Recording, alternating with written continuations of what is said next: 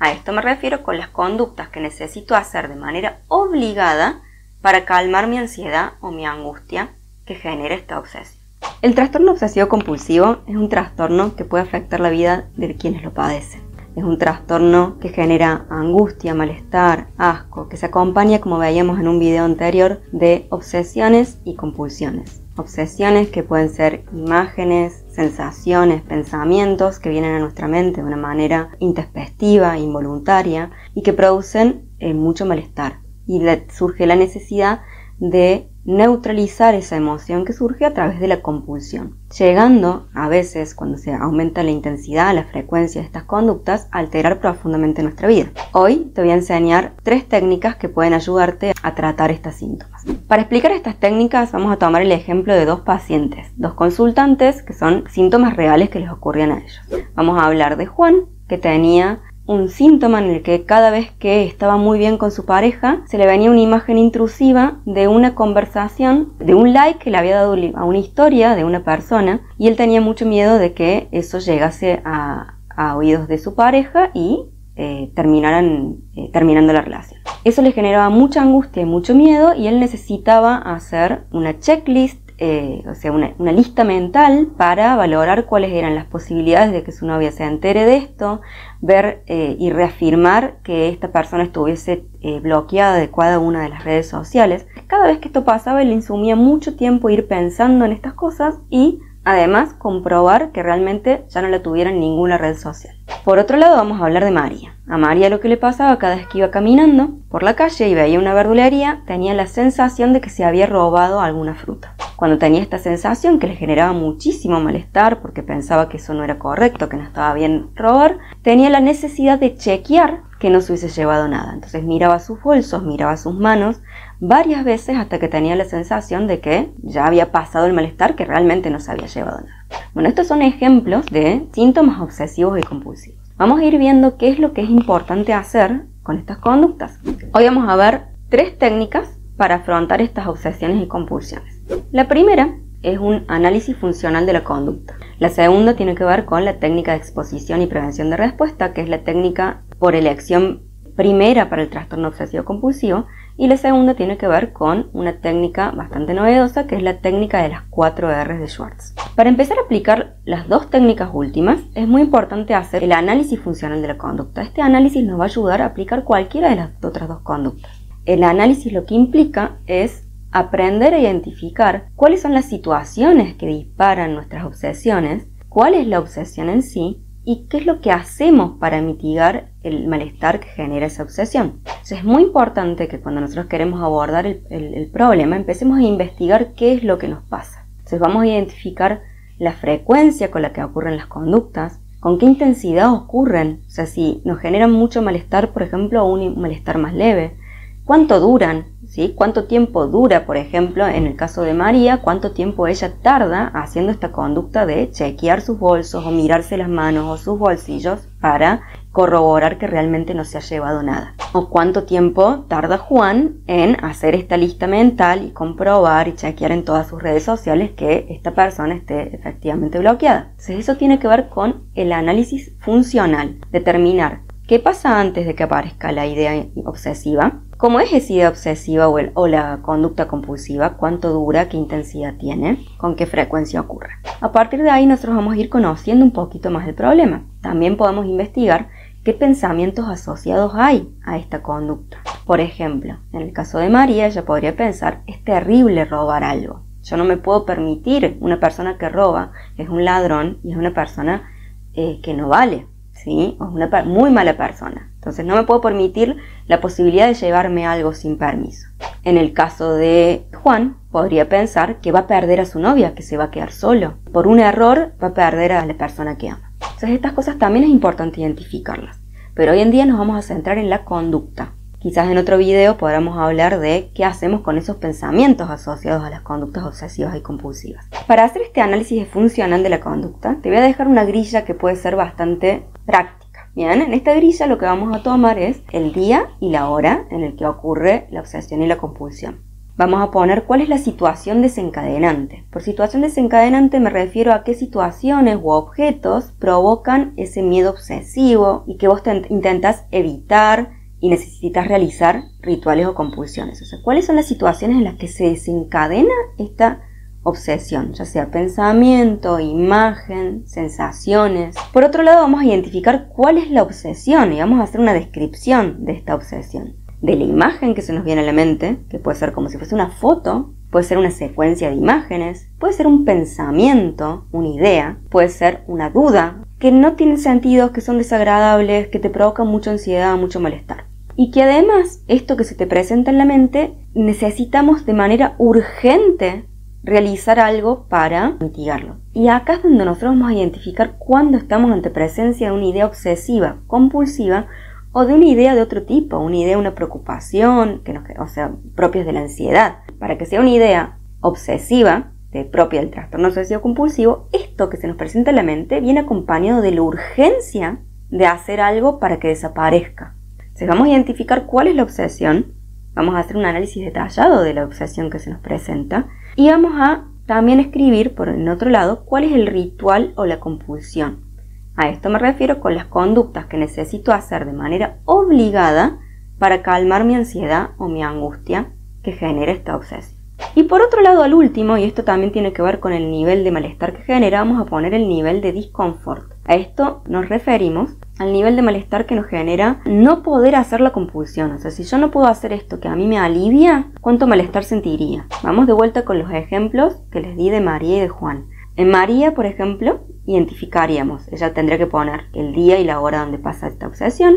En situación desencadenante podría ser caminar por lugares donde hay verdulerías. En obsesión sería la imagen, en el caso de ella es una imagen mental en la que se ve con una fruta en la mano o en el bolso o metiéndola en el bolso. Y la compulsión sería me miro las manos. Y acá es donde tenemos que poner cuántas veces me miro la mano. Por ejemplo, cuántas veces miro que no tenga nada en las manos o miro que no tenga nada en los bolsillos o durante cuánto tiempo lo hago. Porque hay personas que van a necesitar hacerlo una X cantidad de veces, hay personas que van a necesitar hacerlo hasta que sientan que ya están conformes con esto y que ya los calmó. Y ahí en lo que sería el nivel de disconfort, lo que vamos a poner es cuán mal me sentiría yo si no puedo mirarme las manos después de que se me vino la imagen de que me robé la manzana. Esto es importante hacerlo porque nos va a dar una idea, primero hasta como línea de base. ¿Qué me refiero a línea de base? Si yo estoy dispuesto a afrontar mi TOC y aplicar estas técnicas, para darme cuenta de que la técnica funcionó, necesito tener una línea de base, un registro previo que me diga con qué frecuencia pasaban estas obsesiones en mi vida.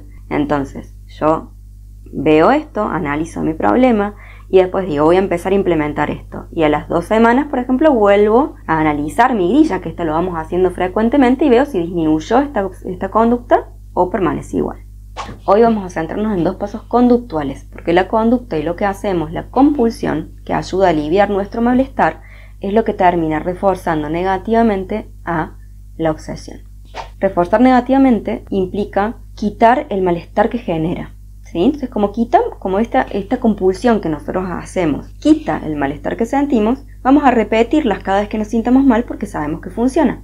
Pero, por otro lado, va haciendo que con más frecuencia se presenten nuestras intrusiones. Por eso es muy importante empezar a conocer cómo nos comportamos para lograr exponernos a lo que nos hace mal y prevenir la conducta. Que esto se trata la primer técnica, que es la técnica fundamental en cualquier tratamiento obsesivo compulsivo. ¿De qué se trata esto? La exposición implica exponernos a lo que nos genera malestar. Y la prevención de conducta implica no hacer lo que hacemos para aliviar ese malestar, sino sostener el malestar hasta que el malestar se vaya. Vamos con un ejemplo. En el caso de María, cada vez que pasaba por la verdulería, un ejercicio de exposición sería ir a caminar y pasar por la verdulería. Sabemos que cuando pase por la verdulería se va a activar esta idea intrusiva de que se está llevando algo. Entonces exponernos a esa idea o esa sensación de que me estoy robando algo. No tratar de evitarla o de comprobar que esto no es cierto, sino reconocerlo como una idea obsesiva y exponernos a esto. En el caso de María, ella lo que hacía es exponerse a la imagen que se le veía era que se estaba robando una fruta, se quedaba con esa imagen en la cabeza, sin hacer la conducta que hacía para quedarse tranquila. La conducta que ella hacía era mirarse las manos, mirarse la cartera para ver que realmente no tenía la fruta. La exposición, me expongo a la idea que tengo. La prevención de respuesta, evito comprobar que no me estoy robando la fruta. Eso se sostiene, probablemente si estás haciendo este ejercicio, el malestar te dure unos minutos, 3, 4, 5 minutos, un poco más quizás o un poco menos, depende cuán intensa sea esa obsesión. Pero si sostenes en el tiempo esta conducta de exponerte, lo más probable es que se genere una habituación, el malestar baje por sí mismo y en ese caso le estamos haciendo frente de manera eficaz a nuestras obsesiones. Es muy probable que cuando nos exponemos, a la siguiente vez que pase por la segunda verdulería, por ejemplo, ya la intensidad de esta obsesión sea mucho menor. Y si continuamos haciendo este ejercicio, probablemente esta intrusión desaparezca. En el caso de Juan, ¿cómo sería la exposición? Sería similar, ¿sí? En un momento en el que está bien con su pareja y aparece esta imagen que le evoca todo este malestar y este miedo a perderla, se tiene que exponer a esta imagen. Entonces se va a exponer ¿de qué manera? Teniéndola en su mente sin tratar de evitar o rechazarla. Va a hacer esto sin hacer la conducta compulsiva, que en el caso de él era chequear, por ejemplo, en su celular que esta chica estuviese bloqueada. Vamos a explicar ahora la técnica de las 4R. Esta técnica que es una mezcla entre lo que es la exposición con la prevención de respuesta y la reestructuración cognitiva. Tiene que ver con cuestionar nuestros pensamientos. ¿Sí? Nuestras ideas, que muchas veces las cosas que nos decimos no son reales. En el paso 1 lo que vamos a hacer es renombrar. Hacemos atribución a poder identificar la obsesión. En el caso de María, que se le venía la idea de que había robado una manzana. Ella podría decirse, esto de renombrar, podría decirse, esto es una idea intrusiva. Es una obsesión. Yo no me robé ninguna manzana. Entonces acá estamos renombrando. En vez de decir, conectado con la imagen de me robé una manzana, lo renombro y digo, esto es fruto de mi obsesión. Yo no me robé la manzana. Paso 2. Reatribuimos. Le ponemos una retribución. O sea, estoy pensando esto, no es real. Esto es un pensamiento y esto se me presenta por una disfunción química en el cerebro. Que esto es lo que produce el trastorno obsesivo compulsivo. Reatribuimos lo que está pasando, no es algo mío o algo personal, sino que se debe a esta disfunción química. Paso 3. Reenfoco mi atención. ¿Qué quiere decir reenfocar mi atención? Trato de cambiar el foco atencional a otro estímulo. Trato de pensar en otra cosa, podemos tener ciertas estrategias, como decir, bueno, a ver, me pongo a analizar visualmente las cosas que hay en mi entorno, o pienso en algún recuerdo que me haga feliz, o pongo una canción, mi canción preferida. Reenfocamos nuestra atención. ¿Para qué hacemos esto de reenfocar nuestra atención? Para retrasar la producción de la conducta compulsiva. Entonces acá lo que estamos haciendo es la prevención de la respuesta. O sea, ¿en qué cambia? En que yo estoy de alguna manera no exponiéndome tanto porque estoy reatribuyendo lo que me pasa, estoy pensando y dándole otro sentido, pero estoy previniendo la respuesta de la compulsión. O la estoy retrasando o la estoy previniendo en su totalidad. Esta técnica lo que nos habla es que uno vaya como midiendo también cuál es nuestra capacidad de hacerle frente a esto. Entonces podemos prevenir parcialmente la respuesta, esto es decir, digamos, no la hago inmediatamente pero la retraso unos minutos, una hora, o la prevengo en su totalidad. Entonces el paso 4 consiste en reevaluar la situación. Yo voy a aprender a anticipar que ante determinadas situaciones a mí me vienen estas obsesiones, que estas obsesiones son producto, le voy a nombrar cuál es, que esto no es real, que es producto de mi disfunción química. Voy a tratar de enfocar la atención en otro estímulo y por donde retrasar la respuesta. Y esto voy a tratar de apropiármelo. Cuando terminamos vamos a ver que el malestar se me pasó, que yo no hice la compulsión, efectivamente lo que temía no pasó, o sea, María no se robó la manzana ni la novia de Juan se enteró del like que le puso en la historia a otra persona. Reevaluamos y esta es otra forma de ir afrontando las obsesiones.